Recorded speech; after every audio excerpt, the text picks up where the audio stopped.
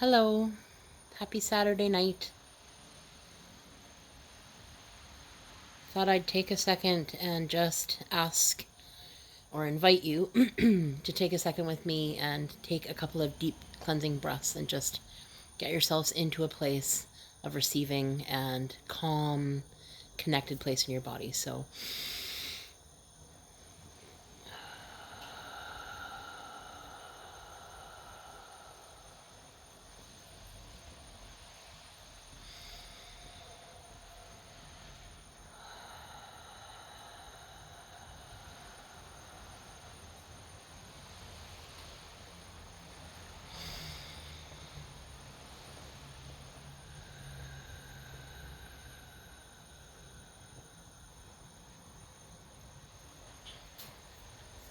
thanks for allowing me to land.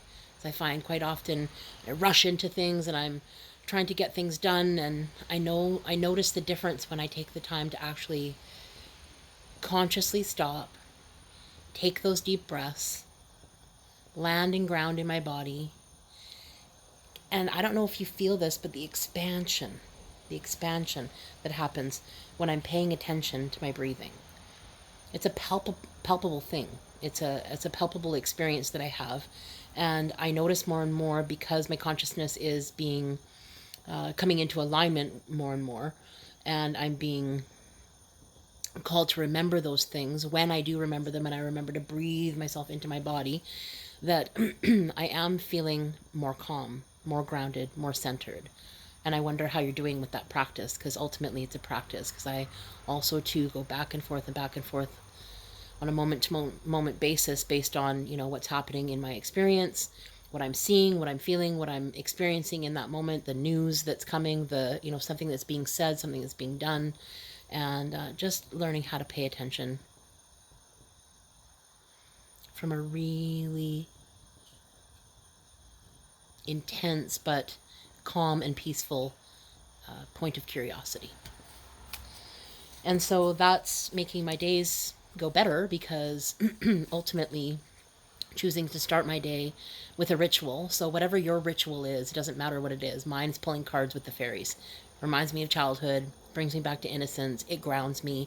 It's a little bit of that sort of magical mystery that's out there for me. But maybe yours is coffee and just breathing in, deeply the fresh air of the morning. Some people it's smoking. Some people it's, taking a bath.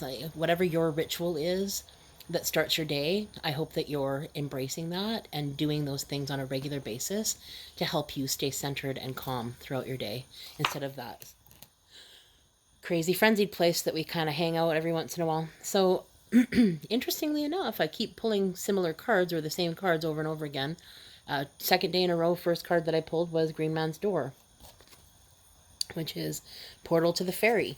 So, yes, I'm listening, but apparently not quite close enough yesterday that I'm getting another indication that I need to listen a little more. So, things that I derive from this reading today. You learned of these times when you were very little, when you had time on your own amongst nature. We fairies showed up at the door and told you when this door would open. Stay aware.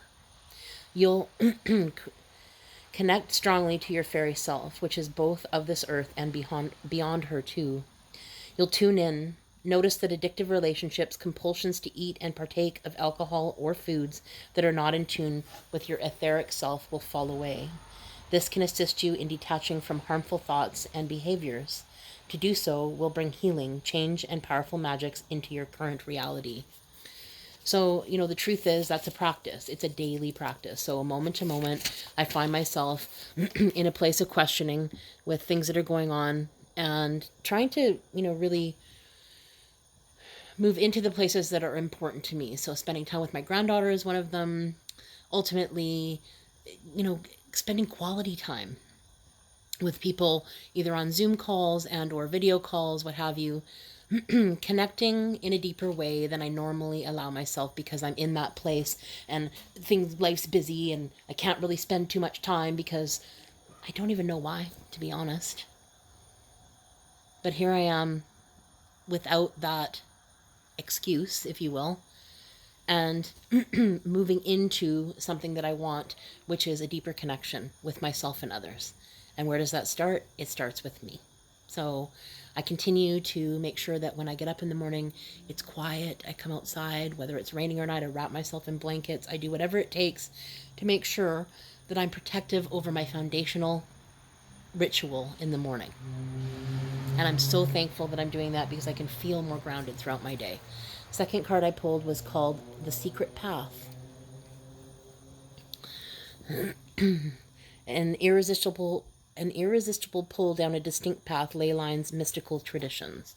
Now, so what, this reading sort of meant to me this morning was your path must have both light and shade, and it is never straight.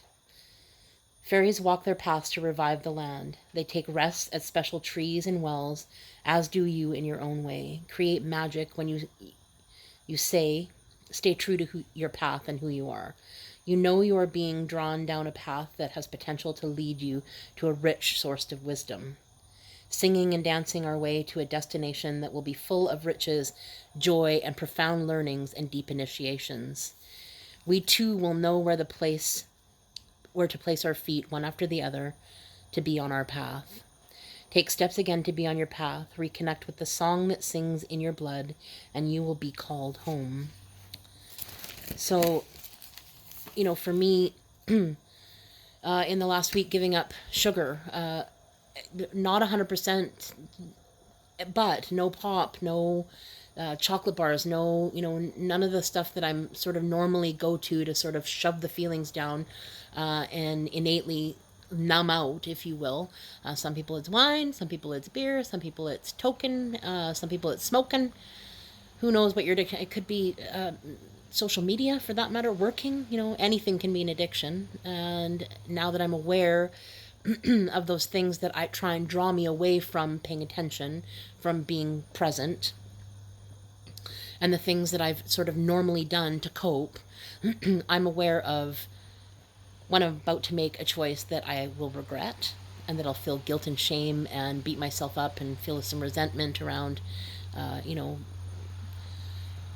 sort of negatively thinking bad things about myself. And so I've noticed in the last couple of days, a little bit of a shift around that, but there's certainly the chemical reaction isn't there because I'm not feeding myself like that, and I'm way more heightened in my emotions, so I'm noticing that too. So I am dedicated to doing something different, and one of the reasons why I tell you this is because I invite you to do the same in your life, your own life, whatever that means to you, but also to hold myself to an accountability that is outside of myself, because on top of not being very nice to myself, sometimes I don't keep agreements with myself either. I break them easier than I would if I did that with other people. I wonder why that is. I haven't figured that out yet, but along the way, I'm thinking about it. Something I'm thinking about. Something I'm curious about today. The third card that I pulled is, again, a repeat. The Merlin. Guidance, mentorship, teacher of the old ways. This is a teacher who claims not to know all, but one who can guide you to the knowledge hidden within your own self, which may seem out of reach and obscure in the moment. It will be a time to study. Everything is your teacher. Everything is our teacher. Life itself is yours to learn from, and you will begin to read and know messages for a time with such clarity that you may shock others, even yourself. You'll know what is wise and what is not, and the difference between what is worth your time and what is not will shine out in sharp relief. Trust the messages that begin to come to you, hearing the noise of the voices of stones, plants, water, sky, and time. Today, my boyfriend took me out for a drive, and it felt really nice to be out of the house and just sort of be in some other kind of place than just being at home, because that can make you a little stir crazy. It certainly has for me. And I appreciate my home. I do. But it was just nice to get out and change the scenery, to be really careful when we're out, using our hand sanitizer, wiping things down, making sure that we're safe about that, but being outside and going for a walk in the forest today, which was expansive. And I could breathe in that fresh air and really notice a shift in my thought, in my feeling, and certainly felt good to move my body. Even though I was sweating up a storm by the end of it, it felt amazing to be able to be outside and partake in what nature has to offer. Because although there's silence there, there's also birds chirping and water moving and rain dripping and all of those magical things that were all around just really intensified my gratitude for having the ability to go outside, because there are many countries that are on lockdown that and stay at home methods, etc., that don't have a place to go. When we were in Spain, there was no park space. Every park space was cement and metal. So there really is nowhere to go. So I feel grateful to be in Canada. I feel grateful to be in BC, and I feel grateful to have the ability to go outside and do something outside of my home, which was fabulous. And one thing that I appreciate, and I have a whole bunch of gratitude today for, or another thing I should say, is I blew some bubbles. It's literally one of my favorite things to do. And sometimes I forget. Sometimes I forget how much fun it is just to play. Just simply take a moment in my day and allow myself to be childlike and play. It was amazing. So I don't know what that is for you, but I hope that you do something that makes you feel childlike, that makes you feel like you're aligning with that intimate part of yourself that you knew as a child. The wondrous, curious, innocent lover of all that children are. It was a great day today. I'm so thankful to be able to breathe, fresh air, green grass, play a little,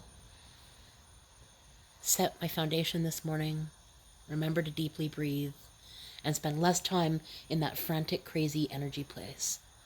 I hope you've done the same. So much love to you, today and every day.